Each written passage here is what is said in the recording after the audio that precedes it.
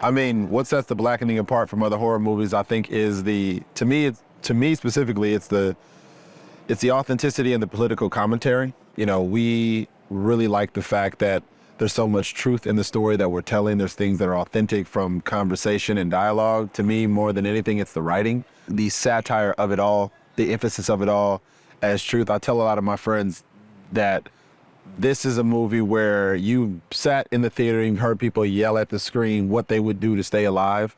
And in this movie, everything that people say they would do, we do to try to figure out how we can survive. So it's real. And I think that's what makes it special. I think that's what makes it unique.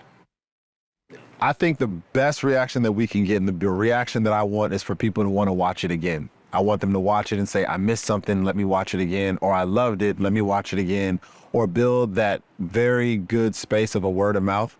I think, you know, when things first come out, you want it to have all the heat and all the energy, but you don't want them to dissipate or die down later. You want people to keep coming back, and you want them to keep talking about it. So for me, what I want is for it to be a movie that has a tip pole. You know, I think those are the ones that I always think about. Those are the stories I always remember, and I want people to still talk about it later and say, you know what, let's go watch it again. Let's get it on DVD. Let's download it. Let's watch 30 minutes of it at the gym. Let's just keep it going. To me, it's life. You know, I think that the good thing about it, and I think the writing team did such a great job, is shout out to Dewayne Perkins, who was our writer and also is starring in the film as well. And I told him this genuinely as a person who was a fan of his writing. I think all of it coming together, that perfect gumbo of the satire, of the horror, of the comedy, it's real. I think, you know, life is not one thing.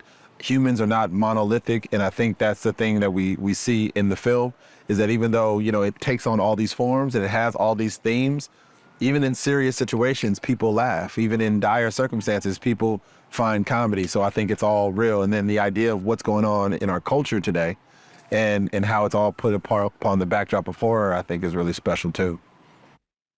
In the movie The Blackening, I play the character of Nnamdi. And what really drew me to the story, to the film, and to the character was a commodity of things, honestly. It was an opportunity to work with a filmmaker in Tim Story that I grew up loving, and not that Tim is that old. He's just someone that, as a young black man growing up, and you see people accomplishing things on a great stage, you know those names. And so to have the collection of producers and director in Tim that's telling this story was a gift to me, because it's an opportunity to learn and go to film school at the same time and be an actor. I was a fan of everybody that I was able to become aware of from being my castmates. You know, I think when you're a student of the game, you research everybody and you watch their work, and everybody is so talented. And so it was an opportunity to do that. It was an opportunity to play in another genre, which is always attractive. And I think also for Nnamdi as a character, he's going through such a life transition that I think is something that is fun to show on screen. I think, you know, you see him kind of allude to the fact that he's gone through a transition in his life from where he was as a young man to where he is as a man and where he wants to go as a man. And for me, I'm always attracted to those stories of growth and natural arc, and how someone is kind of reconciling their circumstances or reconciling their mental or their trauma or whatever it is. So even though it's in this world, there's still a character to be lived. And that's what really attracted me to playing the character and being in the movie. You know what I love about it is because I think the thing about this is an environment that everyone is really well trained at improv. And a lot of my castmates have such a great improv background in terms of Dewayne, in terms of ex-Mayo, in terms of Jermaine. So it's an opportunity just to live on your feet. And I think the best comedy comes when things are just free and they're reactive and they're not premeditated. And so in many cases in the dramas that I've done, it's always been a space where you follow the structure and you follow the dialogue that leads you from point A to Z or whatever that is. And this one, you can kind of go off, you can go off path. You know, Tim gave such freedom to say, okay, just play. And so you have to be present and you have to listen.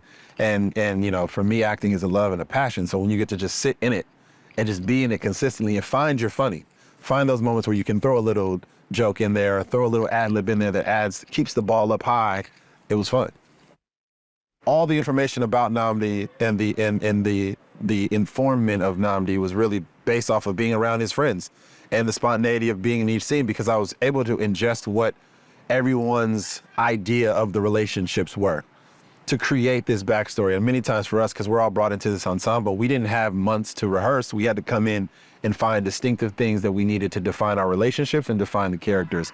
So as I was able to, in the first couple of days, sit back and hear how people communicated their thoughts about Nnamdi or the way they responded in dialogue to Nnamdi, it gave me more fuel to say, okay, this is who he is. Okay, I'm gonna add a little bit of this. Okay, I know what these relationships are. All right, I know what he wants in this story.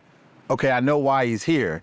And then, you know, Tim and I have had such great conversations about what he's trying to accomplish, what is his goal, which is every character's mission is to find that goal. And I think for Nnamdi, the biggest thing that I understood was his mental. And so his mental. So when I saw everyone else's perception, I was like, well, how does that affect him? When people are saying he's still that same guy. Are you still that same guy? We know, and he wants to break out of that box. So then it creates an even bigger cavalier moment for him because he wants to not only prove he's not the same man, but also that he's different at the same time.